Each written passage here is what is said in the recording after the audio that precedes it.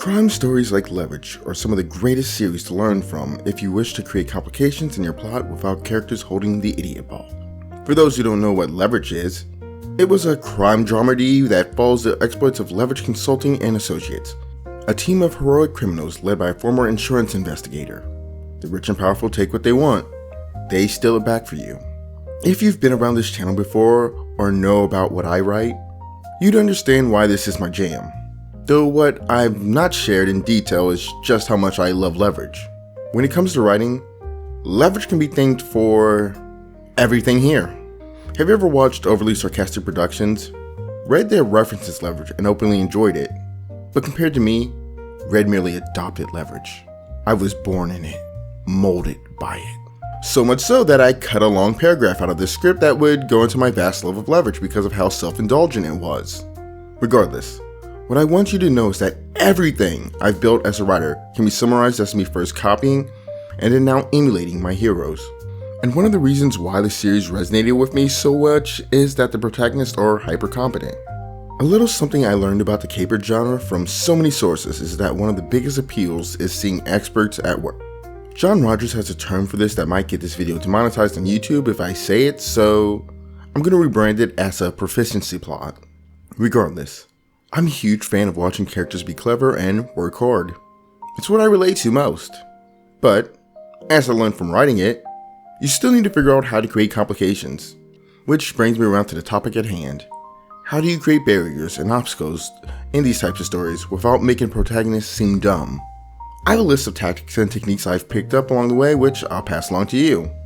I'll give 10 across this one, and if you'd like more, ask me and I can see what I can do to follow up. 1. Environmental challenges. Have your characters face severe weather conditions, natural disasters, or difficult terrain that complicate their plans. 2. Physical limitations. Introduce injuries, exhaustion, or physical ailments that hinder protagonists' abilities and require them to adapt. 3. Resource limitations. Create situations where the characters lack time, money, or the necessary equipment, forcing them to find creative solutions.